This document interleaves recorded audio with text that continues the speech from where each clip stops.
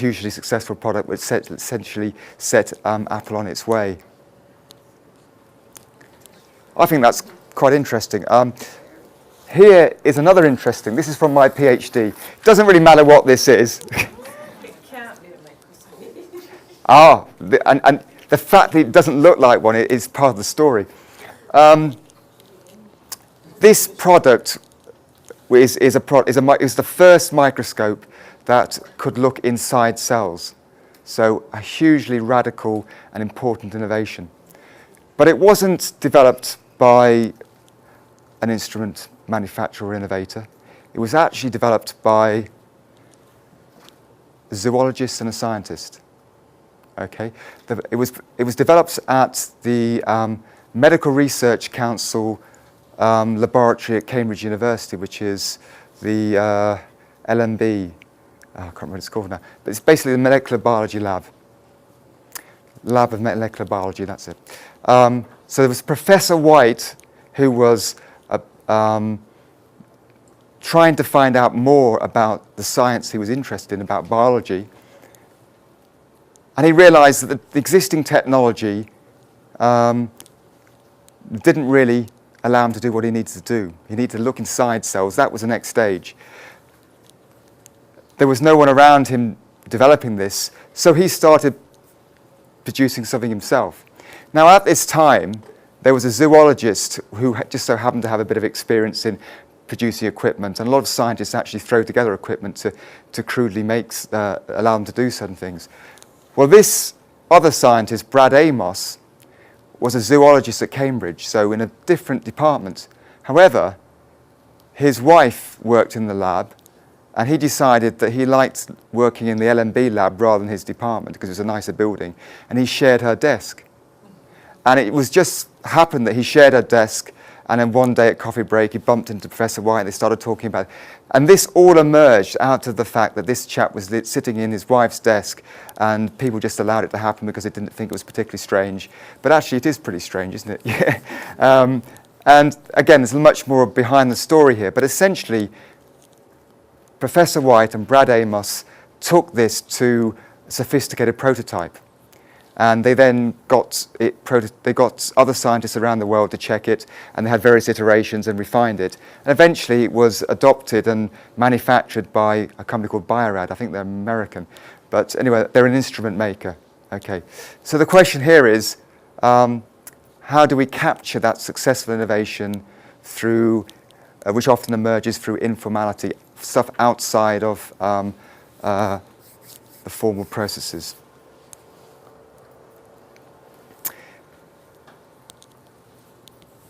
Any idea what this one's about? Have you heard the story of photography? I mean, like everything in the world, Britain seems to think that we invented it. But actually, photography was, I think he was French. Sounds French or Belgian, doesn't it? Photography was actually, I think, a French innovation, not a British innovation or a Scottish innovation. And this particular chap, and this is a picture, or derrière of him, of the innovator himself. What he did, he'd got as far as being able to create a faint image on a plate, something a silver-coated plate.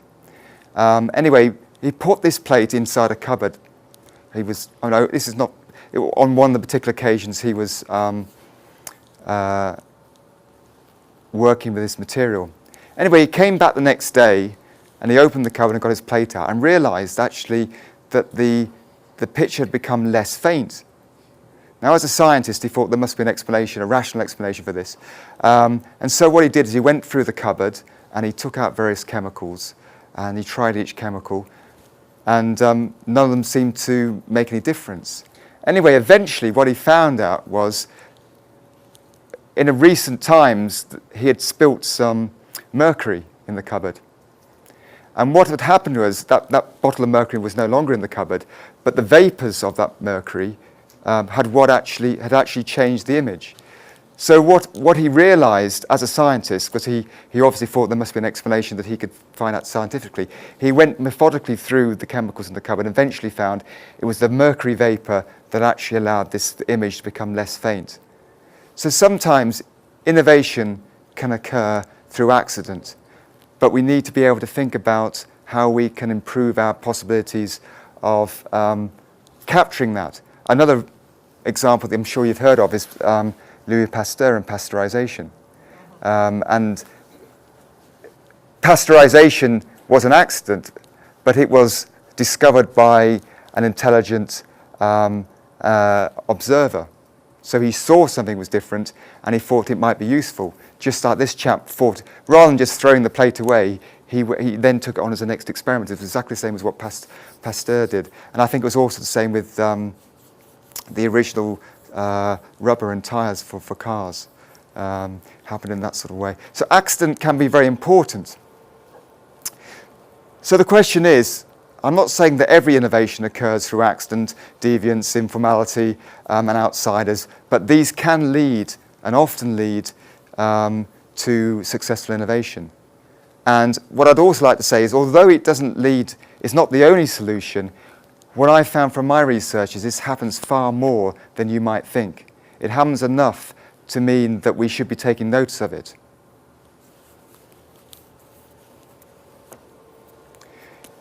Are people heading off for the football yet? You're okay with me carrying on for a bit? Yeah.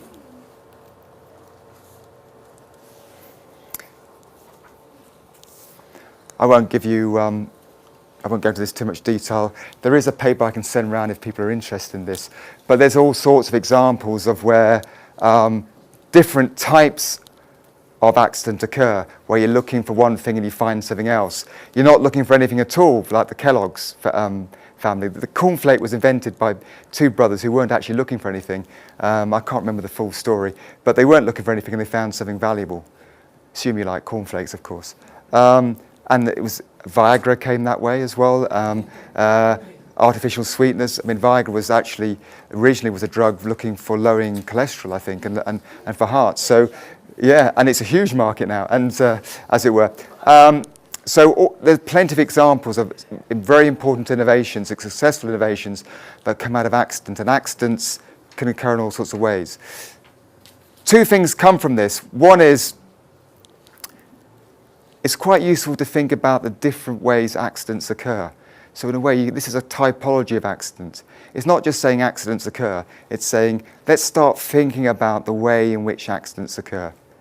And if you start categorizing, getting a typology of it, then you can start thinking about how you might influence it. Okay, so this is not just a list, this is a typology. Okay, it's a bit more, there's some more thought that's gone into this.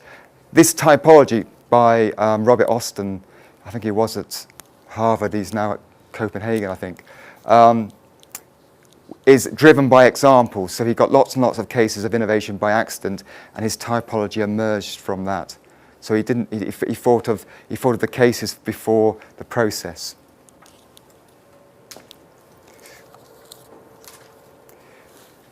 So for me, those four cases and my general interest in informality and serendipity lead to quite different questions than the slide I showed under project management. The questions are no longer, what are the stages of the innovation process? How can we ensure that we move from one stage to the next stage at the correct point? How do we select the right ideas? I think this sets up a whole set of new questions which are also very useful. So how do we embrace outsiders? How do we find a way of embracing their contribution rather than rejecting it? Especially when you start thinking about, earlier I was talking about it being a political process, we need to find ways of dealing with that. So when we're talking about this, we need to think of it as a social political element as well. We can't just, it's not just an organizational response. How can managers encourage luck? I've talked a little bit about that, but I'll talk about that in a minute. And how do they encourage incidental learning? A lot of focus on education is around formal learning. In a sense, this is formal learning here, the classroom, training, e-learning. Actually, informal learning, of which incidental learning is a component, is really important. The vast majority of the way we learn is learning on the job. It's not learning in a classroom. And one of the ways in which we learn on the job through doing is through doing things incorrectly. Okay? So we can learn by doing things correctly, but we can also learn from doing things incorrectly. Because hopefully, if we keep our eyes open, I mean, I think Pasteur's story is a lesson of someone learning from someone doing incorrectly. I think he put something in the fridge and he got them mixed up or something, I can't remember. But I think that's about accident, but also about incidental learning. So how can we capture those benefits and insights? And how can managers encourage informality? But here's the key thing, without creating chaos.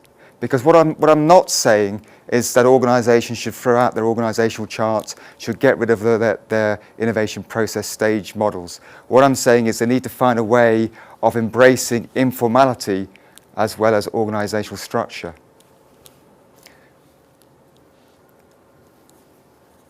And that requires managers who are able to adapt, who are able to handle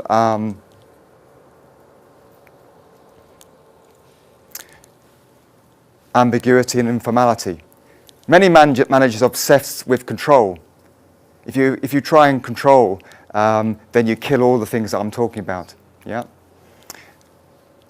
So the answer to those previous questions largely lies in how does the organisation and managers recognise, encourage informal organisation, which I'll talk about in a second. How does it recognise and mimic informality? I'll talk about this in a second. And recognise and set the preconditions that actually allow us to not only create serendipity, but also benefit from it.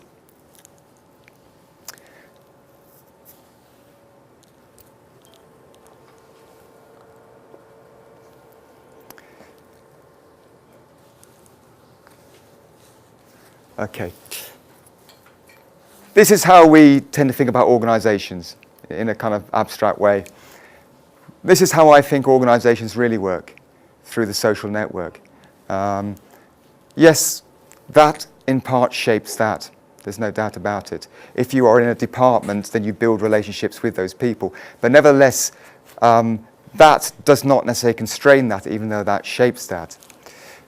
So this is called the organisational chart, as you all know, but it's sometimes also called the formal organisation. This, the social network, is called the social organisation or the informal organisation.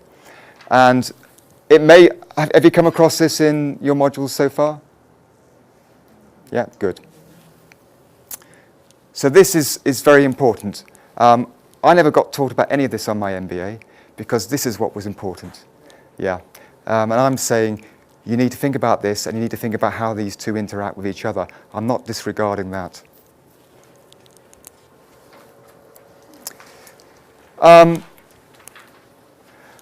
I'll briefly say something about the differences and why then informality is very important, or the informal organisation is very important. If you look at the organisation, the formal organisation, you will see that it's been prescribed by, well, managers generally. It's generally, although we think of organisations' structure changing and being unstable, compared to the informal network, it is actually a fairly stable structure. It might change every 6 months, every 12 months, but actually social networks change on a daily basis. They are constantly emerging. They're not a stable process. We meet people each day and we create new relationships. Others die.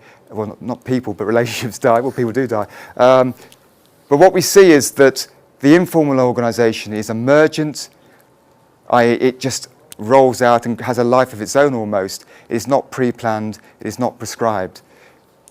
It is based not on rationality, it's not based on a rational idea about how we ought to organise, it's more of an emotional process. We build social networks and relationships because of friendship and all sorts of other social needs that we have in an organisation. Most communication happens within a division, within the boundary. So see this wall here? That represents all these individuals here are in section D of a lab. And what you'll find in most organisations, in a particular department, a function, or section, most of the interaction and most of the relationships are within that group. Yeah? But a small number cross the boundaries.